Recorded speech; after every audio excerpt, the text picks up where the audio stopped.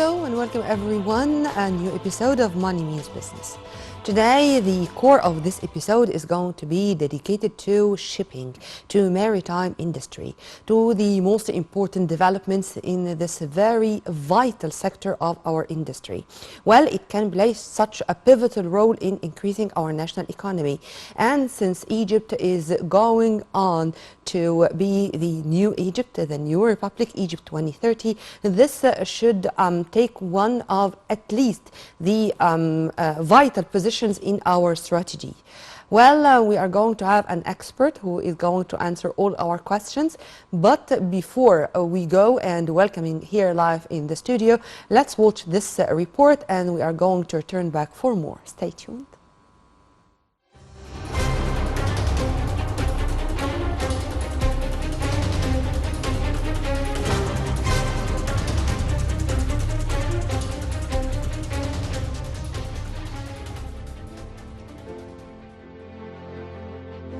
The Suez Canal General Authority said that the canal's revenues rose to $1.5 billion in January and February 2023 compared to $1.1 billion in the same period last year, an increase of 41.6%.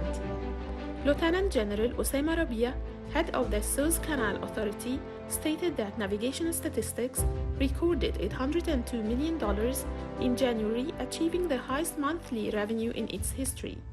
He added that the navigation traffic in the canal during the month of January 2023 witnessed the crossing of 2,155 ships from both directions compared to the crossing of 1,774 ships during the month of January last year, with a difference of 381 ships, an increase of 21.5%. He pointed out that the total net tonnage during last January amounted to 123.5 million tons compared to 106.2 million tons during January of last year, a difference of 17.3 million tons and an increase of 16.3%. Within the framework of the development witnessed by the shipping channel, Lieutenant General Osama Rabia, chairman of the Suez Canal Authority, and Major General Adel Al-Ghadban, governor of Port Said, witnessed the celebration of Port Said Naval Shipyard with the inauguration of a number of new marine units as part of the authority's strategy to modernize and develop its marine fleet. The celebration began with Lieutenant General Osama Rabia raising the flag on the two locomotives Mohammed Bashir and Nabil Al-Hilali, a new building with a tensile strength of 75 tons in the Chinese Guangzhou arsenal, according to the latest technology in the world.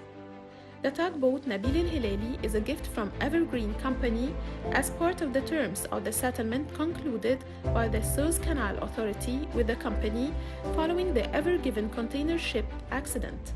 Subsequently, the head of the authority inaugurated the two new ferries, Port Tawfiq 1 and Port Tawfiq 2, and the third ferry, Port Tawfiq 3, was inaugurated at the Port Tawfiq Marine Arsenal of the authority as a prelude to work in serving the movement of vehicles and individuals in the shut access in Suez Governorate within the authority's societal role to link the two banks of the canal. In his speech, Lieutenant General stressed that the authority has made great strides towards developing and modernizing its marine fleet during the past few years in light of the interest of President Abdel Fattah el-Sisi to upgrade the level of marine services provided to ships in transit and the need to localize the industry of building marine units in the arsenals and subsidiaries of the authority to maximize the benefit from the assets they own and use them optimally. The head of the authority added that the navigation statistics are witnessing a noticeable boom in the numbers and tonnage of ships transiting the canal, as the navigation traffic in the canal during the months of January and February 2023 witnessed the transit of 4,117 ships compared to the transit of 3,487 ships during the same period last year, with a difference of 630 ships, an increase of 18.1%. While the net tonnages passing through the canal during January and February of this year increased by 15%, or 237.3 million tons compared to 206.3 million tons during the same period last year, a difference of 31 million tons. Within the framework of the continuous follow-up of the canal's workflow plan, Lieutenant General Osama Rabia chaired a meeting with the aim of studying a new package of marketing policies for the authority during the coming period. Admiral Osama Rabia confirmed that the authority pays great attention to the periodic review of the authority's marketing policies to keep pace with the successive changes in the global maritime transport market and the opportunities it offers to attract new shipping lines that did not cross the canal before. The Suez Canal has gained special importance as a major artery for the global seaborne trade movement during its distinguished geographical location as a navigational channel linking the Mediterranean Sea at Port Said and the Red Sea at Suez, and the navigational services the canal provides to ships and transit tankers. Lieutenant General Osama Rabia, head of the Suez Canal Authority, announced on Friday that the giant container ship Ever Acme, the newest container ship in the world, has crossed on its first ever sea voyage as part of the southern convoy in the new navigational channel of the canal during its journey coming from Malaysia and heading to the Netherlands. The ship Ever Acme is the newest sister ship of the new generation A type of the Evergreen shipping line, and it is the 11th ship in the series as it has crossed 10 other ships since August 2021. Admiral Rabia confirmed that the successful and successive transit of the latest and largest ships of the global fleet proves beyond any doubt the readiness of the Suez Canal and its permanent readiness to provide transit services for current and future generations of giant ships with the large drafts, especially large container ships, as the canal can receive 100% of the global fleet of container ships. The head of the authority pointed out that the new Suez Canal succeeded in raising the global classification of the canal and strengthened the canal's ability to keep pace with the developments of the global ship industry by increasing its numerical and absorptive capacity and increasing the navigational safety factor for the canal to be the cornerstone of the strategy for developing the navigational course.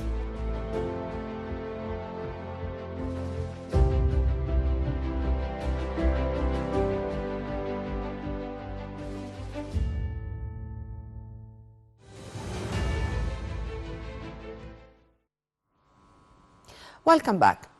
As I said, we are going to speak about shipping and maritime industry, but before we go into this, let's tackle what took place today, as we are tackling the most important economic event. And one of the economic events which took place today was President Abdel Fattah al-Sisi receiving a high-profile Chinese CEO of an energy Chinese group, as the Chinese top guest was here, accompanied with a high-ranking delegation, and they discussed with the president a number of issues of mutual concern. Both sides hailed the historic ties that bind the two nations. President Sisi, of course, sent his congratulations to Chinese President Xi Jinping for being re-elected and starting a new term, wishing the Chinese people and leadership more prosperity and welfare. And they tackled mainly renewable energy. Renewable energy, or to turn Egypt into an energy hub, and renewable green energy hub. This is something which is really very important, and it can have its effect on all the industrial arena in general. To shed more light on this and on other important economic and industrial elements, we are very much delighted to have with us live here in the studio engineer Shereen Naggar, who is our international transportation consultant. Thank you very much for being with us, sir. Thank you very much for having me. And let's start what I said regarding this meeting of today between President Abdel Fattah al-Sisi and the Chinese delegation. Well, Egypt definitely qualifies to become a major hub, a major energy hub in the East Mediterranean, especially with the increase or the tension and the crisis ongoing in Ukraine at the moment, because that has changed the pattern of oil trading, of energy trading generally. I mean, talking about not energy means oil, gas, and renewable energy. Yeah. In the past, Russia was exporting gas and crude oil to Europe, and that was a trade that was running, flow was running very smoothly and easily without any trouble until this Ukraine war broke out. Then the Europeans started putting sanctions on the Russians, and of course they put their sanctions. In my opinion, they shot their own toes because they could not find a replacement for the energy that they are cutting out themselves out of the And Russians. bombing the Nord Stream. And bombing, of course, the North Stream, which was totally crazy. Yeah. And then the more important thing is that they started to look for different sources of energy. And the different sources of energy meant that they have to go to the Gulf, or the Arabian Gulf states. And that meant that all the crude oil and the gas moving into China primarily, or moving east from the Gulf, will now start moving north towards Europe. Of course, that's a benefit to the Suez Canal because then more traffic will be moving northbound. Simultaneously, the Russians, of course, needed to substitute the loss of their output in crude and in LNG. So they turned to India, which is a major consumer of oil and gas, and also to China.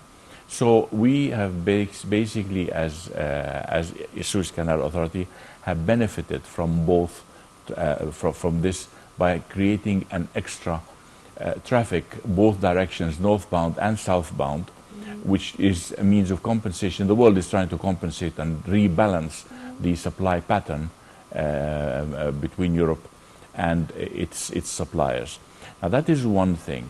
If we talk about renewable energy in Egypt, no, this is something which is very good and very important, because first of all, if you go through what has been going on with the Ministry of Petroleum, you have the Zohr field, you have Noor, which has not been completely announced yet. Even Zohr is not in full swing as such. And the third is Nargis? You have Nargis, and you have also another field which is coming on stream soon. Inshallah. But you see, these announcements are saying that we have discovered that.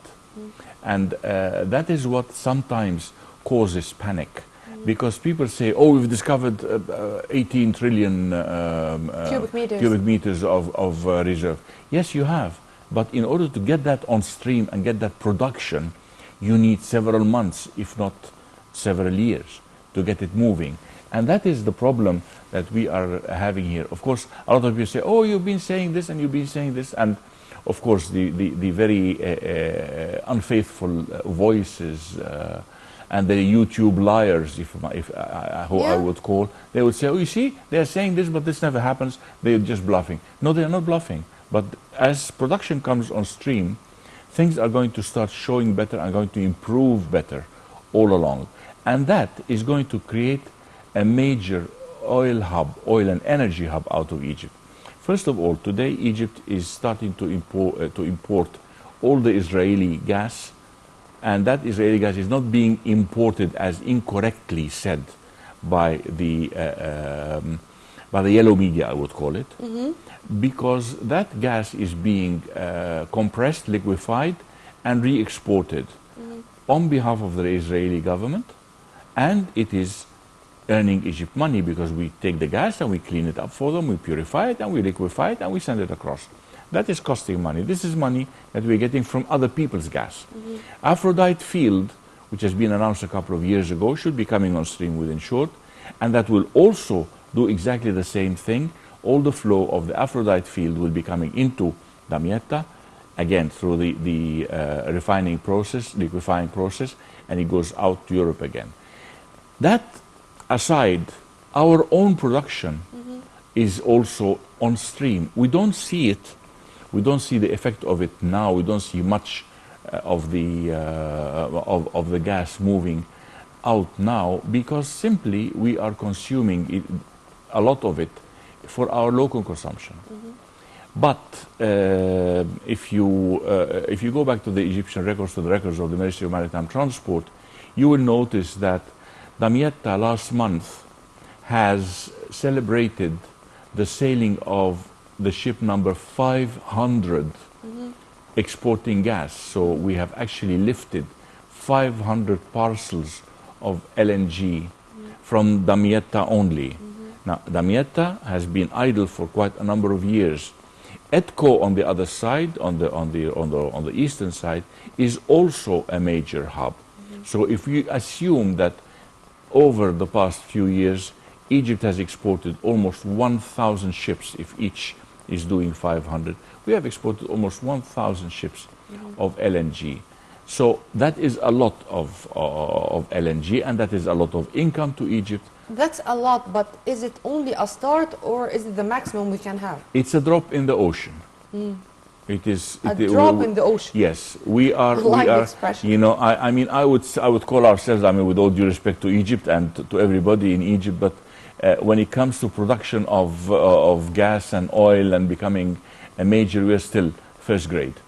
We need to go. We've got a long way before we can go. We got plenty of reserves.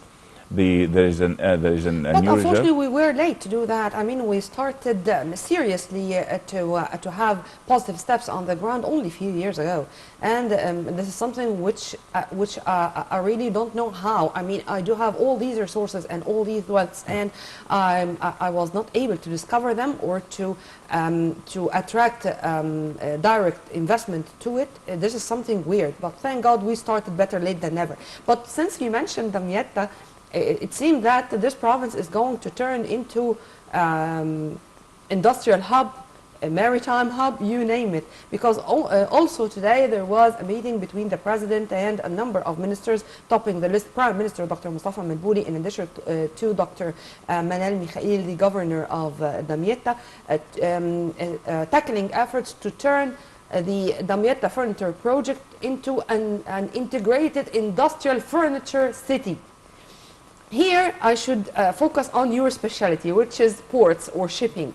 To what extent do you think that the port of Damietta is ready to be one of the main factors to turn this place into an industrial hub, as the presidential directives are clear, to turn it into industrial hub for furniture, not only to meet the local market needs, but also to export? Damietta has always been traditionally the furniture production hub in Egypt. That is for decades, not yesterday or today, way, way long before even the new furniture industrial park has been built. But what we are saying here, no, it's not just Damietta that is qualified to become the export hub for furniture. Any port in Egypt can become an export hub for furniture, because furniture is being manufactured on a factory, it's being cut and it's polished or whatever. I mean, I'm not an expert, but whatever they do, is the industry takes place on site in the factory, and then it is properly packed. They pack it properly, and it is then stored into a container. A container can be moving from any port, be it Damietta, be it Alexandria, be it Sokhna, be it Safaga, you name it. It can easily be moved from either place. So Damietta, as such, can serve not just, I mean, I'm talking about Damietta Furniture City, can serve not just Damietta Port, but it can serve all Egyptian ports. It all depends. For example, if you want to go to Italy, you can go to a place like a port like Gargoub, which is just across the Mediterranean, and you're in Italy. If you want to go to Cyprus, well, port side is a few hours, not even a day steaming from Cyprus. So it all depends where you want to go, and all depends on the logistics of the export. And of course, that depends very much on the buyers, it depends very much on the exporters, and it depends very much also on the production lines that are available in the Damietta Furniture Hub. Yeah. Sir, let's go to the Suez Canal and to the issue or the file we were discussing just before being on air, with the important visit by an official delegation from the International Chamber of Shipping, and their meeting with Vice Admiral Osama Rabia, the head of the Suez Canal Economic Zone, memo of understanding signs, mutual cooperation, you name it. Would you please elaborate? Well, the Suez Canal Authority and the International Chamber of Shipping have been very much in close tandem since the COVID-19 crisis, where a lot of crew change was banned from anywhere in the world, basically, because nobody wanted to import more COVID into their country. I mean, Egypt being one country as well. But actually, when the chairman of the Suez Canal Authority met virtually with the Secretary General of the International Chamber of Shipping, it only took a few minutes, and the understanding was very, very mutual and very quick to identify that we really have a serious problem. I mean, crew members started committing suicide on board ships because they get so depressed. They've been on board for a long time and they can't go home. So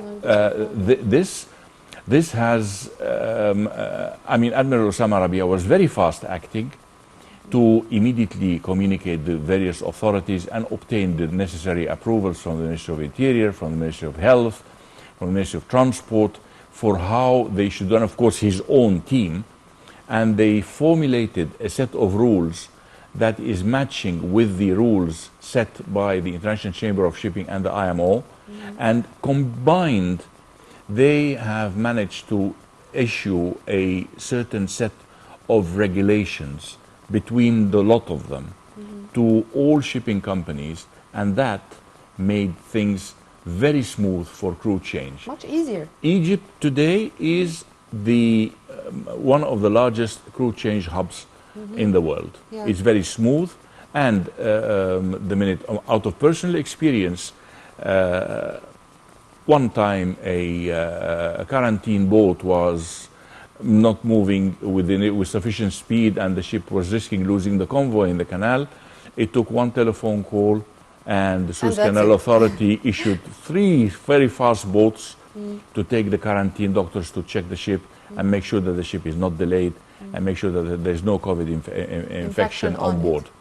So this is the first step, and this is how the cooperation between Suez Canal Authority and the International Chamber of Shipping started. And then after that, last May, the chairman of the International Chamber of Shipping visited together with the Secretary General of the Chamber, and they signed a memorandum of understanding that they're going to start expanding cooperation, and it is really an agreement in principle, basically, that how the Suez Canal Authority is going to cooperate with the International Chamber of Shipping, what support they demand from the Suez Canal Authority, and how Suez Canal Authority is going to receive support and international propaganda also from the International Chamber of Shipping.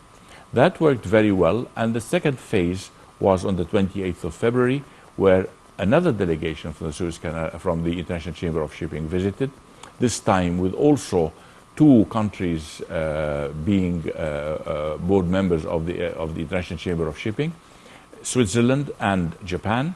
They were both represented on the delegation, and it was a very successful delegation. In fact, the discussions did not just focus on a certain aspect of transport or tariffs or things like that, but they are more concentrating on how the ship owners and the International Chamber of Shipping will support the Suez Canal Authority, and reversibly the Suez Canal Authority, how would they support shipping in order to turn to reduce the carbon footprint everywhere in the world, and especially in Egypt.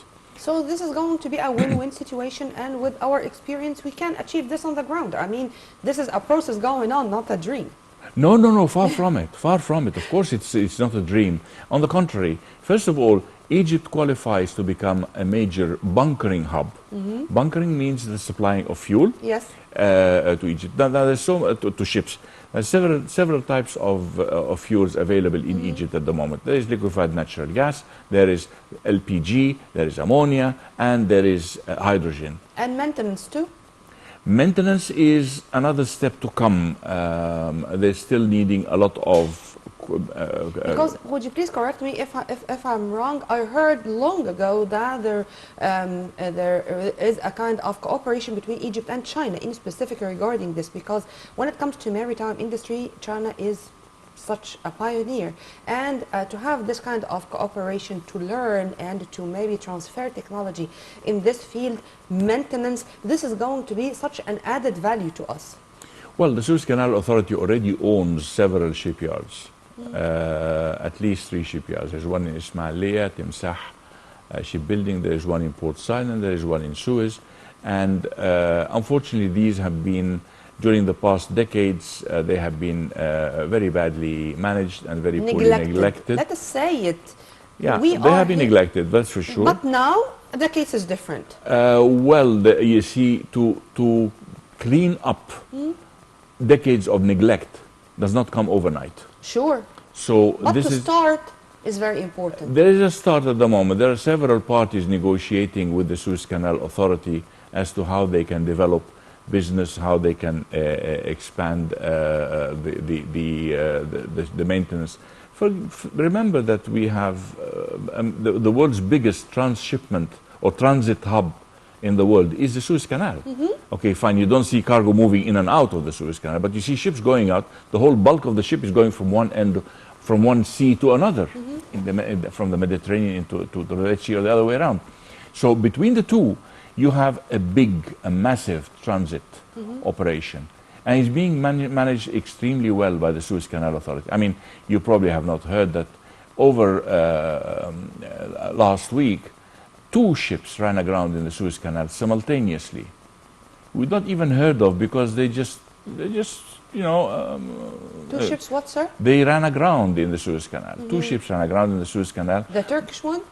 No, there was one which is on the Singapore flag, and I think the other one... the other was and was Turkish, I think, yes. Yes, the one which blocked one of the 2 routes, and the Suez Canal Authority was very successful in refloating it, and Vice Admiral Osama Rabia released a statement saying that the navigation was not affected at all, yes. And we succeeded easily, as you've kindly mentioned, to refloat the ship, and it went that smooth without having this kind of propaganda or yellow media, as you named it, regarding it. No, it's something which can happen, but we managed it, and we managed it properly. Well, let me tell you, grounding of a ship or ship's engine trouble is something common in all ships, even new buildings. And to give you an example, the Ever Given was a new building or close to a new building. Yet she caused a disaster first in Hamburg, and then she went and caused a disaster here in the Suez Canal. And she made another disaster. Well, they call her she. It made another disaster after what had happened here. I mean, this is no, but the Hamburg incident was before. She had a very serious incident, but apparently there's a problem with the ship. And okay, yes. Fine, you can have a problem with the ship. It happens everywhere. It happens every day. It happens to every ship. It is not an issue. What it I is read not that it was in Panama. No, she never goes to Panama. She's too big to go to Panama. No, another, I mean, a similar incident took place in Panama, and it took 2 months to refloat it. Oh no, that ship was from the same company. It was half the size, yes. And she ran aground in open sea, and under muddy waters, and it took 35 days to refloat.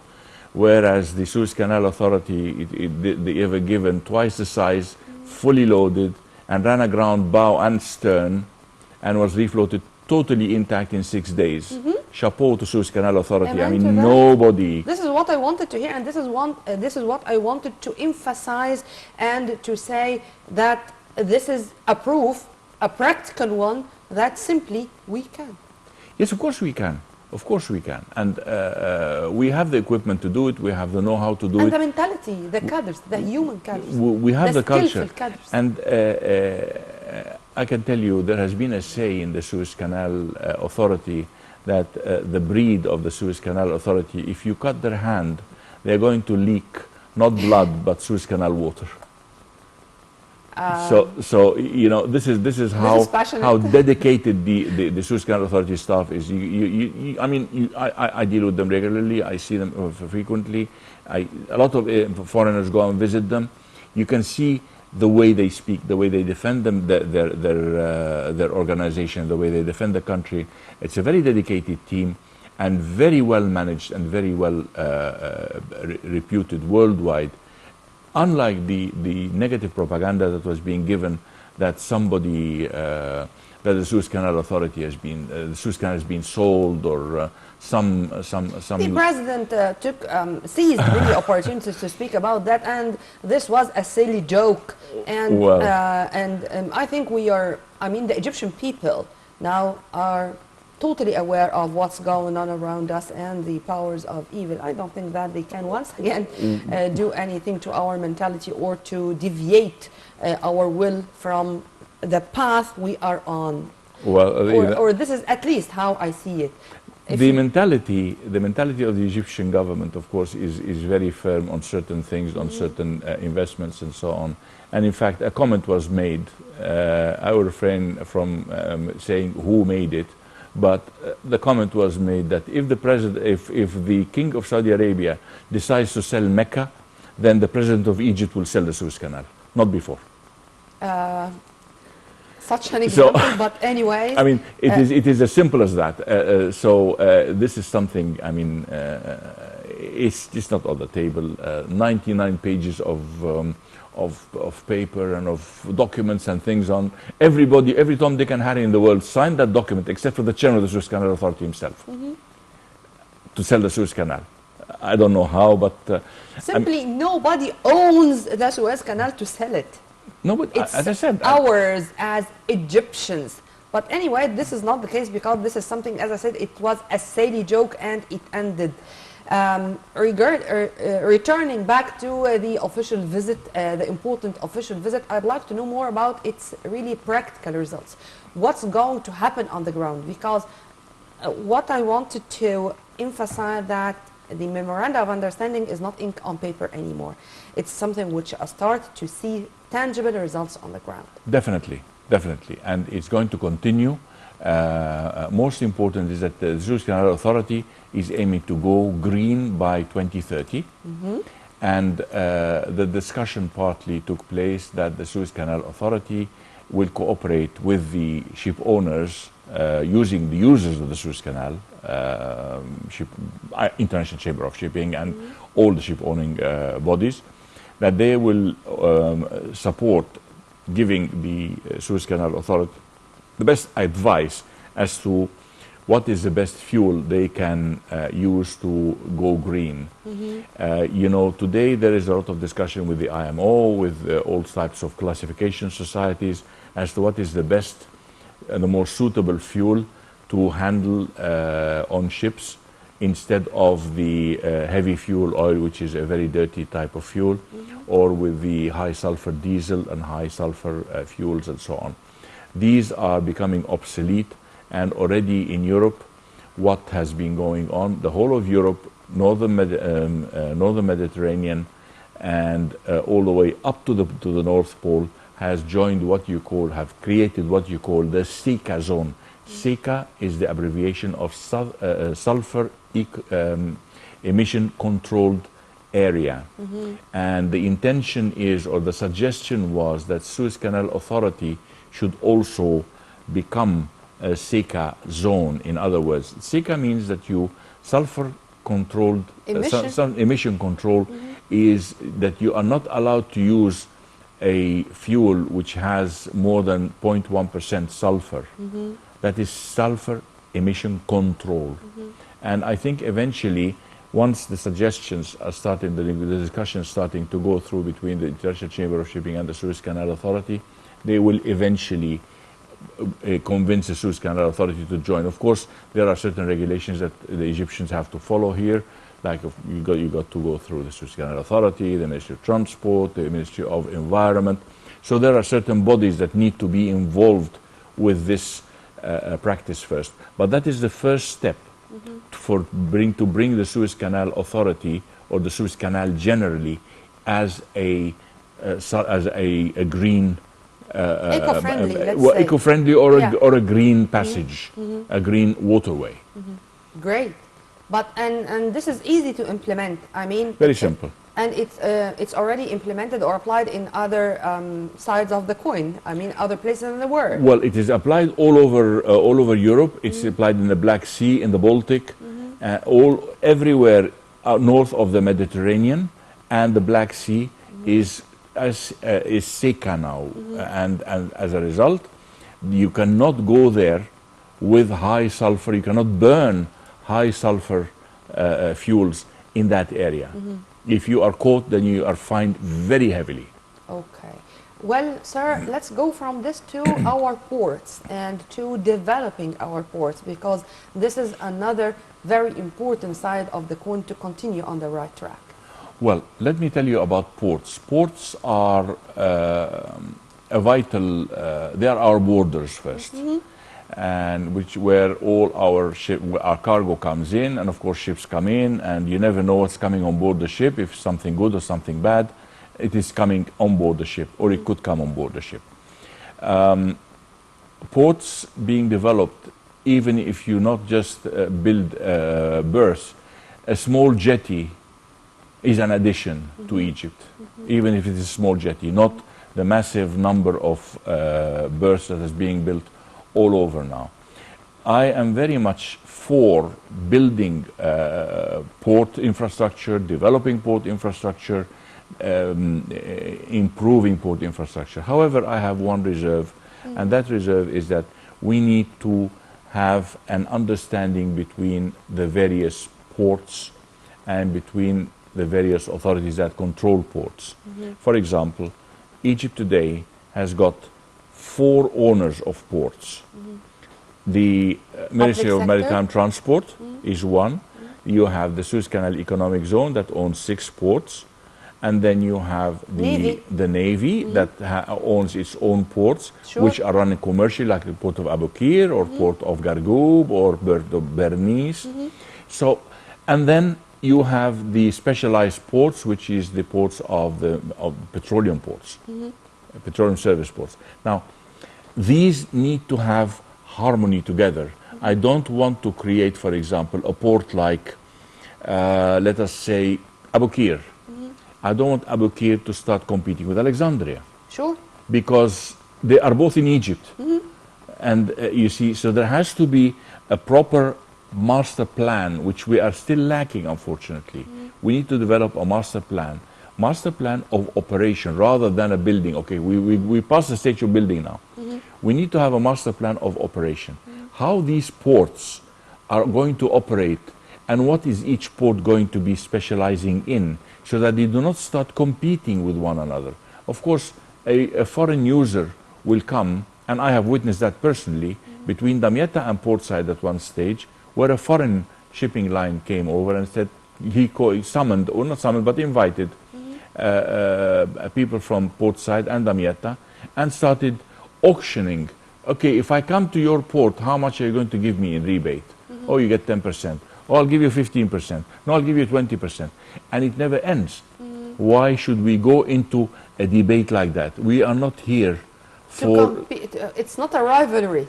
It should be complementary. Exactly. It should be in an integration. Exactly. We don't have a standard, we don't have a uniform standard tariff that governs all ports. I mean, there are one port, for example, that you go in and you're discharging, say, volatile chemicals like xylene or something which is flammable. Okay, in one port you can go in and you discharge it without any problem. In a port right next door, you have to pay a standby fire tug for something like $20,000 because it's a dangerous material. Well, but the other one is also the port. That other port is also handling the same dangerous material, and they don't charge you that. And then you see when you're coming to load, exactly. Then you're coming to load, for example, load a cargo like molasses. Molasses is molasses. I mean, it's not dangerous. And then suddenly you have some volatile cargo on board. Some ports will say, okay, fine, you have cargo in transit. No, you must have a fire tug. Some ports will say, no, don't worry, you just have a small fire engine. Coordination among concerned authorities, and that's it. This reflects negatively on the image of the maritime transport sector in Egypt overall. And this is what we do not want. We want the maritime transport to read us correctly. And okay, fine, I'm going to Egypt, yes, which port? This port. Okay, fine, then it's going to be the standards of Egypt is 1, 2, 3, 4, 5. Volatile cargo, transit cargo, whatever. Well, this is a very long debate, if I may say, It would and be. inshallah, I'm going to leave you, sir, with a promise to see you again in more episodes to discuss this in specific, because this is a very important issue you've just mentioned. You are always an added value to our program, sir. So thank you very much for your added value, and inshallah, you are going to be our guest in another episode or in more episodes of Money Means Business. Thank It you, will be sir. my pleasure. Well, this was Engineer Sharif in Naggar, our international transportation consultant. Shereen in Naggar, I'm sorry. Thank you, Kamil. Well, sir, I'm sorry for for mispronouncing your name, but anyways, we are going now to live with the most important economic events which took place in the past 7 days. Till we meet again, same time on Nile TV International in another episode of Money Means Business. With all my love, this was Nermeen Abdurrahman.